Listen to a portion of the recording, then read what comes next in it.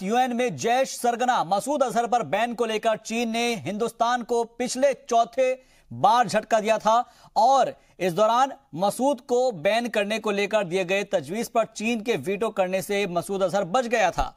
लेकिन फ्रांस ने मसूद के साथ साथ चीन को भी बड़ा झटका दे दिया है। जी हां, फ्रांस ने मसूद अजहर के दहशतगर्दाना तंजीम पर अब खुद से एक्शन लेने का फैसला किया है। जानकारी के मुताबिक फ्रांस ने अब जैश सरगना मसूद अजहर की जायदाद को जब्त करने का फैसला लिया है। जैश के खिलाफ फ्रांस की अब तक की यह सबसे बड़ी कार्रवाई बताई जा रही है और वाज़ेह हो कि मसूद के हिमायत में चीन ने वीटो का इस्तेमाल किया था और जिसके बाद अमेरिका समेत कई मुल्कों ने इसकी मजम्मत की थी। फ्रांस ने बड़ा अच्छा सुझाव दिया है। अभी शुरुआत है, अब बरतानिया भी कहने लगेगा, अमेरिका भी कहने लगेगा, खुद पाकिस्तान भी कहने लगेगा कि इसकी प्रॉपर्टी सीज करो। जो भी कोई कसूरवार पाया जाएगा उसको ऐसा सजा लगना ही चाहिए। यार उनका कोई दीन ईमान है नहीं। एक आदमी उसके खिलाफ बोलता है, दूसरा बोलो उसके खिलाफ बोलता है, तीसरे दिन बोलते हैं अलायंस है। क्या किस चीज़ की अलायंस है?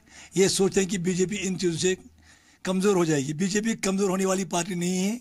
ये पूरे हिंदुस्तान को क्या पूरे वर्ल्ड को पता है कि बीजेपी एक ताकत बन रही है। बीजेपी मैदान में उतर आई है। बीजेपी एक ताकतवर पार्टी है। इससे मुकाबला करना बड़ी महत्वपूर्ण बात है। तो फ्रांस ने मसूद की जायदाद को जब्त करने का फैसला किया है। मसूद के खिलाफ अब तक की यह सबसे बड़ी कार्रवाई कही जा रही है। लेकिन इन सब के बीच आपको बता दें कि जैश पर फ्रांस की सख्त रुख के बाद दहशतगर्द मसूद अजहर पर वजीर खारजा सुषमा स्वराज ने एक के बाद एक कई ट्वीट किए। सुषमा ने ट्वीट की अपनी सीरीज में उन लोगों की बोलती बंद करने की कोशिश की है जो मोदी हुकूमत की फॉरेन पॉलिसी पर सवाल उठा रही थी। सुषमा ने कहा कि मैं ये सभी फैक्ट्स इसलिए सामने रख रही हूं क्योंकि कुछ लीडरान का कहना है कि मसूद अजहर को यूएन से ग्लोबल टेररिस्ट करार नहीं दिया जाना मोदी हुकूमत की नाकामी है। जो लोग ये इल्जाम लगा रहे हैं वो एक बार साल 2009 के हालात देख लें जब हिंदुस्तान ने यूएन में ऐसी कोशिश की थी। सुषमा ने लिखा है कि साल 2009 में भारत अकेला था जो मसूद अजहर पर बैन लगवाना चाहता था, जबकि 2019 में हमें पूरी दुनिया का साथ मिला है।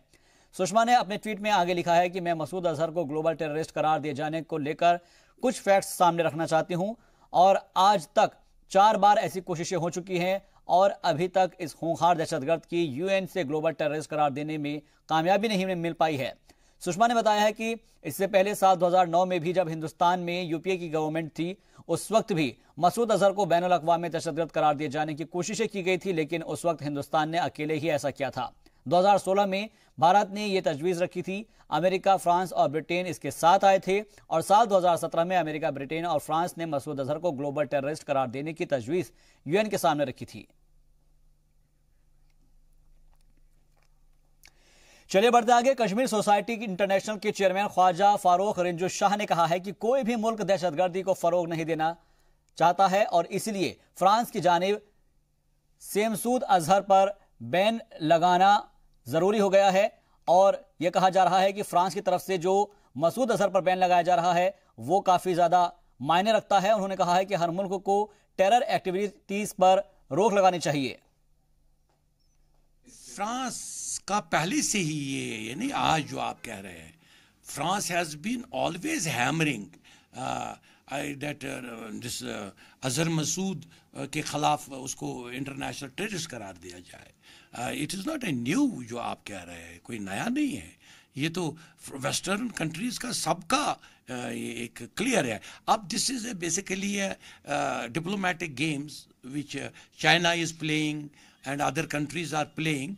तो उन चीज़ों पे मैं तो ये कहूँगा कि थ्रू आउट वर्ल्ड एक यूनानिमिटी है।